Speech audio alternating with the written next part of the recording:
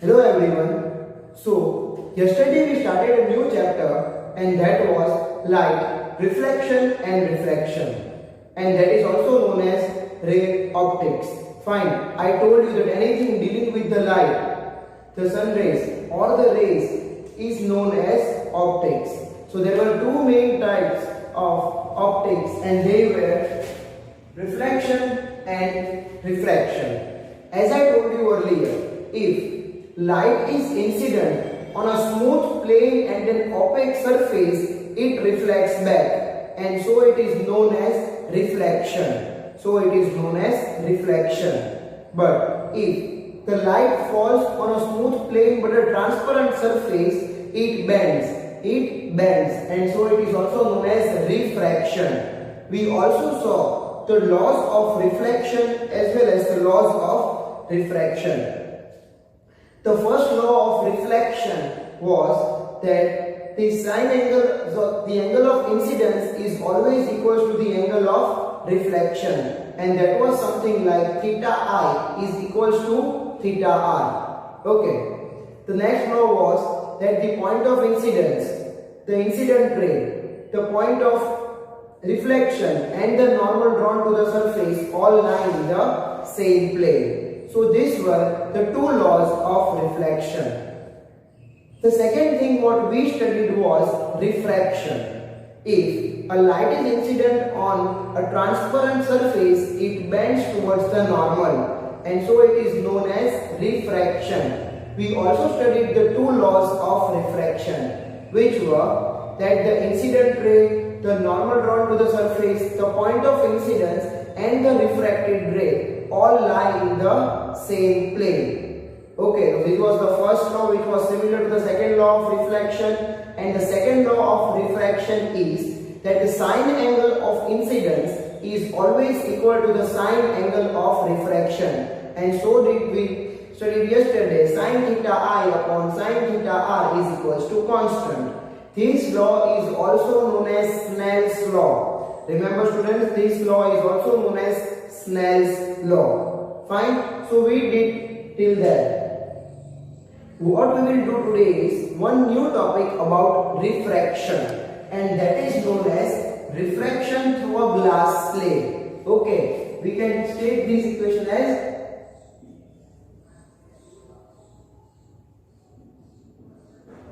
refraction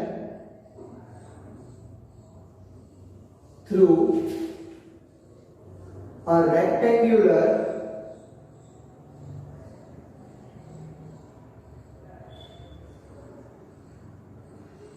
glass slate. Fine friends, so we will be studying refraction when the light is incident on a rectangular piece of glass. Okay, let us see what happens. So first of all I am drawing a rectangular glass slate over here. Okay. So the upper medium will be air. So name it as N1 and state is as N1 is equals to N. Because the refractive index, I will tell you what is refractive index. This is N1 and it is said to be 1. So second medium is what? And name this as N1 and it is air. This is medium number 2. So we will write N2 which is glass. Okay. And name this as N3 which is equivalent to N1 and that is air. Fine. I hope you are clear with this. Name this rectangular glass slate as A, B, C and D. Okay students. So now what happens? Light is coming from the air. Light is coming from the air and passing through rectangular glass slate. So suppose light is coming from here. Okay, then we need to draw a normal over here.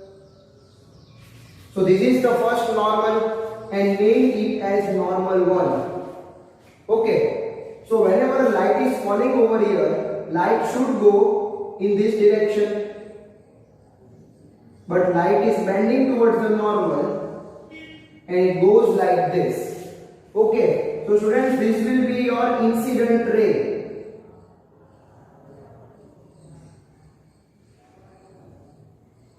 And this angle will be your theta I. Name this as theta I1. Okay, so this is your first angle of incidence. This is your first angle of incidence. Okay, I hope you are clear with this. Whenever the light touches to the point of incidence over here, it bends towards the normal. Remember students, whenever his light is passing through a thicker medium, so when it goes from thinner medium to thicker medium, it bends. It goes from thinner medium to thicker medium, it bends towards the normal. And so this angle will be your theta R1, that is also known as angle of refraction, and that is known as angle of refraction. Okay, now what happens when light reaches over here at the edge of the glass surface? Okay, again we need to draw a normal over here, stating like this. Okay, so now what happens over here? Now the light has reached to the edge of the glass. That means it is going to be out from the glass. Okay, so as we know that this was the theta R1, that was the first angle of refraction. Now this same angle will be theta I2, and we can say that is the second angle of incidence. That is the second angle of incidence. So whenever, now see students, the glass is always thicker than that of air. Glass is always thicker than that of air. So we can say that whenever the light passes from thicker medium to thinner medium, it bends away from the normal. It bends away from the normal. So if light was going to be here, but now it goes in this direction. Now it goes in this direction. Okay, and this angle of theta will be theta R2, also known as second angle of refraction. Also known as second angle of refraction.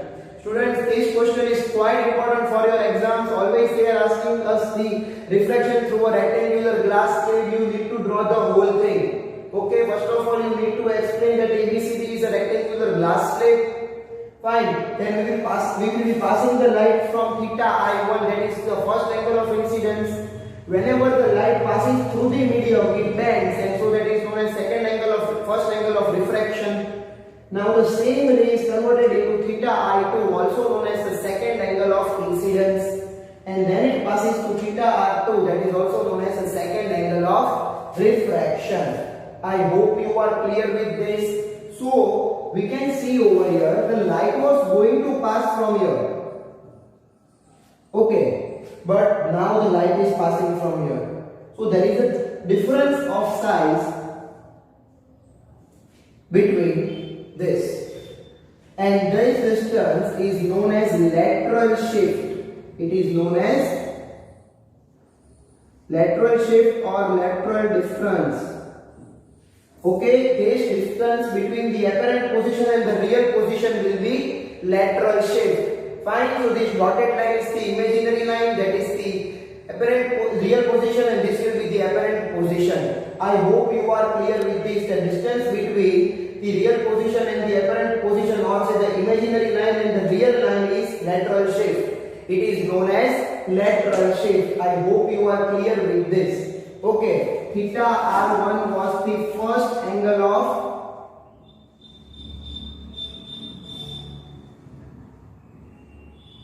refraction.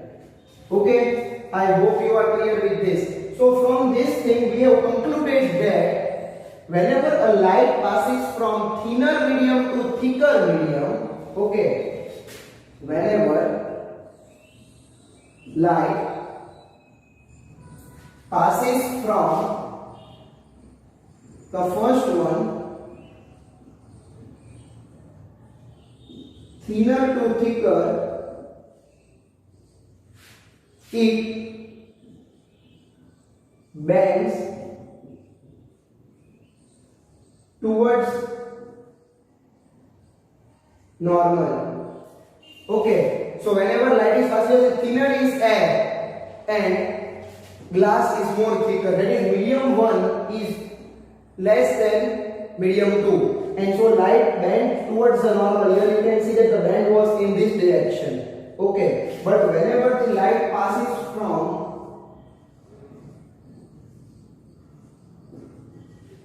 thicker to thinner, it bends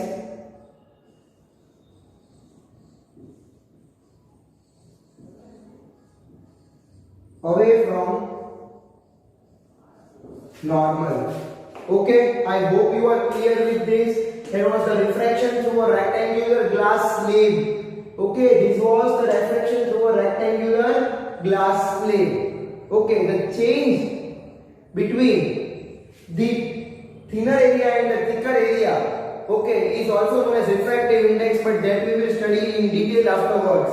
I hope you are clear with this refraction through a glass slab. Okay, that is quite important in examinations. You please go through it, as well as you don't need to draw this. You need to explain what is lateral shift. The difference between the apparent position and the real position of a light is known as lateral shift. It is known as lateral shift. Fine students, I hope you are clear with this refraction through a glass slab. Okay, so now we are done with this. You know students, you have seen a mirror, fine. Mirror gives us the direct reflection of whatever is there in front of it. But there are more than one type of mirror. What we use in everyday life mirror is a plane mirror. It is a plane mirror. But there are many more types of mirrors used in everyday life for better objection. And so that is also known as types of mirror. There are two types of mirror.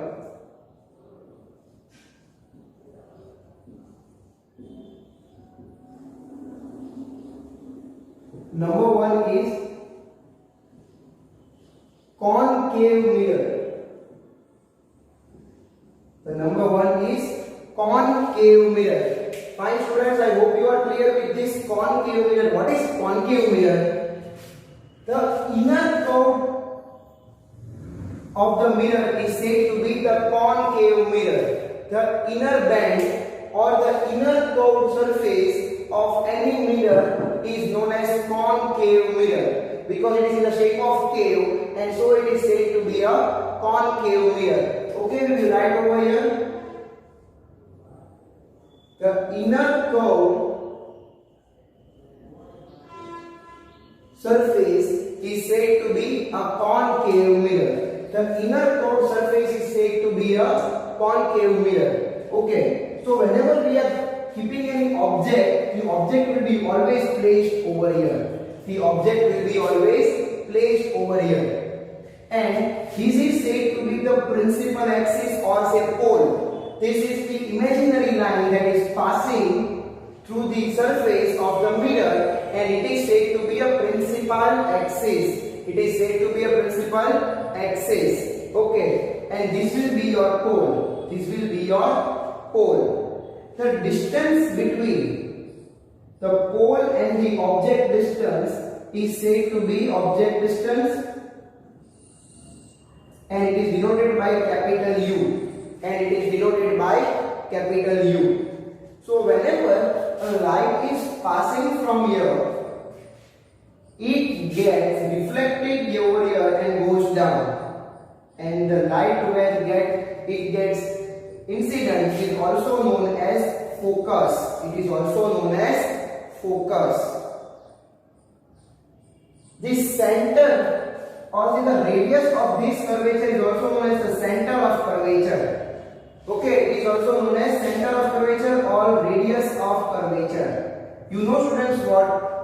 Radius of curvature is always equal to double of the focal length. Radius of curvature is always equal to the double of the focal length. So you can say that if the radius is 10 cm, focal length will be 5 cm. Okay, because you can also write f is equals to r upon 2. R upon 2. The center of the principal axis of the pole is said to be the center of curvature, and the distance between pole to center of curvature is said to be radius of curvature. It is said to be radius of curvature. And whenever the light is incident on a first surface, it is said to be focus. You have seen what is focus in a mobile phone's camera. Fine. If you will click on the one similar thing, it will get focused and rest everything will get blurred. This thing is known as focus. Each and every mirror has its own focus. Okay, I hope you are clear with this. And please remember this can be asked in the MCQs by giving the values also. Okay, so if radius is equals to 2 focal length, then f is also equals to radius upon 2. F is equals to radius upon 2. Okay, I hope you are clear with this. So this is the concave mirror, inner curved surface, radius is always 2f, f is equals to r upon 2. So let's do one more thing. Whenever say a light is incident over here and another ray is passing from a center of curvature and again going over here. Okay, so where both the rays are intersecting is said to be found a image. I know it is quite dirty, but you need to understand this. Okay, remove this object distance over here. Fine. So what we can see is that where both the intersecting ray, that is the incident ray and the reflected ray, both gets intersected, each point is known as image distance, where the image is formed. We will be having 6 properties or the 6 different cases for the different concave mirrors that we will be doing in the next lecture. And I will explain you it quite nicely. But this is just an example that you can get the idea from what will be the concave mirror figure. Okay, so what we concluded is object distance is the distance between the pole and the object. Okay, and that is denoted as capital U. Image distance is the distance between pole and the image over here, and that is denoted as V. Focal length is the distance between pole to F, denoted as capital F. Okay, and the last point will be radius of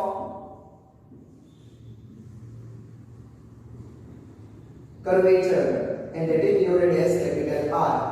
Remember students, R is always equal to 2f, f is equal to r upon 2. So if they are asking us that if radius of curvature is 20 centimeter, what is focal length? So what we will do, we can substitute the formulas, that is f is equal to r upon 2. And so this becomes 20 upon 2 is equal to 10 centimeter. So here you can see that the radius of curvature will be always the double of focal length. If focal length is 10, then radius of curvature will be 20. The radius of curvature will be 20. And if radius of curvature is 20, then focal length will be half of that, and that is 2. Sorry, 10. My mistake. Okay, I hope you are clear with this concave mirror and you are not having any doubt. You need to understand the names. Object distance is denoted as U, image distance V, focal length F, radius of curvature R. Okay, so this was the general thing what we learned. But one more thing, what are the uses? What are the uses of concave mirror? That is the inner curved surface area. Where we are using the inner curved surface area. One of the most common use of inner curved surface area is to get the high focus, because whenever say a light is incident from here and this is a mirror, okay, so light will travel on from here to here, so that we can have a good image after the concave mirror. And so these concave mirrors are used as headlights of vehicles. First thing, then they are used in the headlights of vehicles. Okay, for the headlights of vehicles they are using this so that they can get a better image through it. you are clear with this, they are used in the headlights of vehicles, where they are using the another concave mirror, where it is concave shape and the electricity, or not electricity, whatever light is passing can get a better image. Okay, that you need to tell me. Headlights of vehicles are the most common examples of concave mirror. Okay, so that we can have a bigger path through it. Fine. So I hope you are clear with this. So the next thing is, yes, one more thing. Concave mirror have only one type of image formation, and that is said to be real and inverted. In maximum cases, only one case we are having that will be different. In maximum cases, concave mirror forms the image formation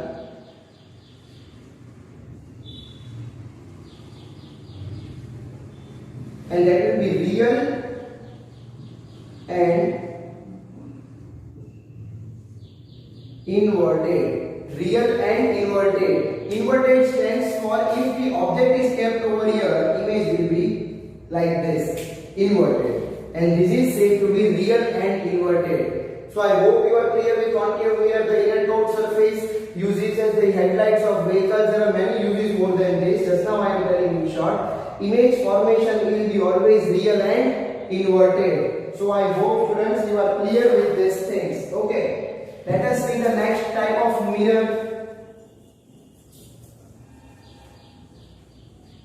So the second type of mirror is convex mirror. The second type of mirror is convex mirror. Okay, so what is convex mirror? The outer curved surface area of any mirror is said to be convex mirror. The outer curved surface area of any mirror is said to be convex mirror. So the figure will be something like this, and the object will be always placed over here. Okay.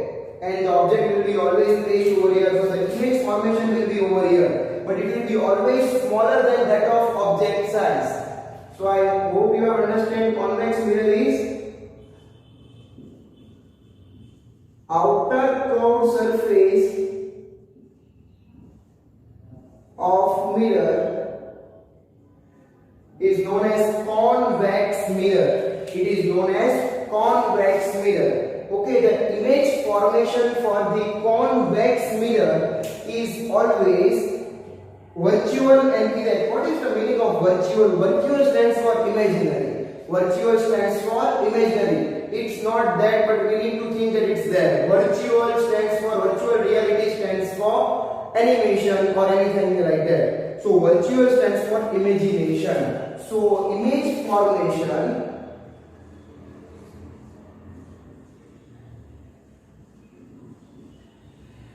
is virtual and erect. So the image formation is always virtual and erect for convex mirror, whereas for concave mirror it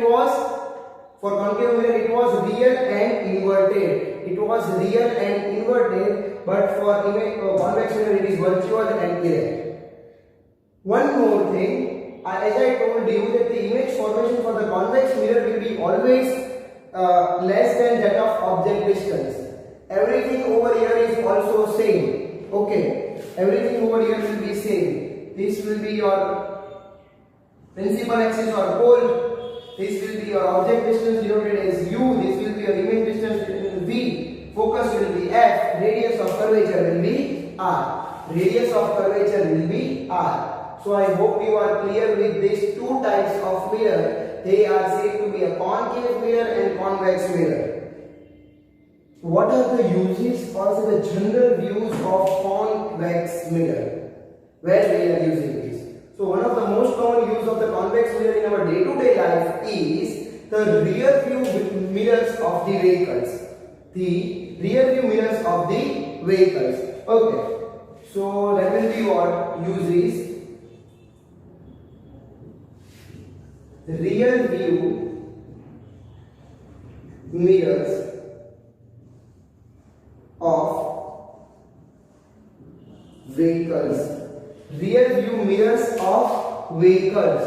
Okay, as you have seen that in our two-wheelers or a car, there are always some mirror in side by side as well as in between in the car, where you can see what are the vehicles coming behind of us, so we need a judgment to drive. Okay. Then you can observe one thing, though the size of a car or a bus or a truck, anything that is way too big, it always looks smaller than they are. They always look smaller than they are. And the same thing I told over here, that the image size will be always less than that of the object size. The image size will be always less than that of an object size. And so you can see things clearly. One more thing, or you have noticed on the mirror, it is written that the objects in the mirror are closer than they appear. Objects in the mirror are closer than they appear stands for what? That any objects you can see in the mirror or whatever vehicle that is coming in back of our vehicle is always more nearer than what they are looking, because whenever the light is incident from here, it gets smaller and focused. So if the object size is reduced smaller for the image size, the object will look more far, but actually they are nearer to us. And so we can say that, so they are writing for the precautions that the objects in the mirror are closer than they appear. So I hope you are clear with this. Convex mirror is used as the outer curved surface of the mirror. Image formation is always virtual and erect, whereas for the concave mirror it was real and inverted. Virtual and erect stands for behind the mirror. Remember students, if we are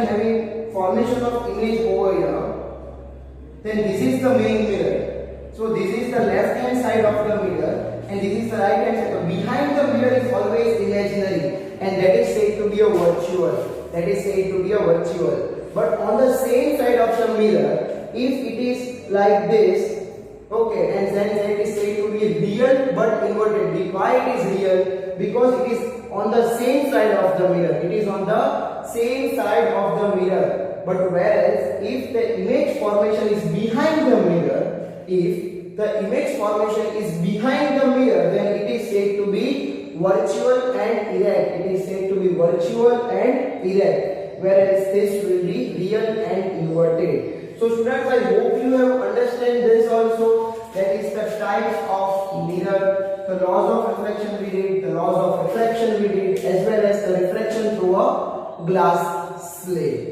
Okay, I hope you are clear with this. The rectangular glass slate is quite important. The difference between the apparent position and the real position is said to be lateral shift.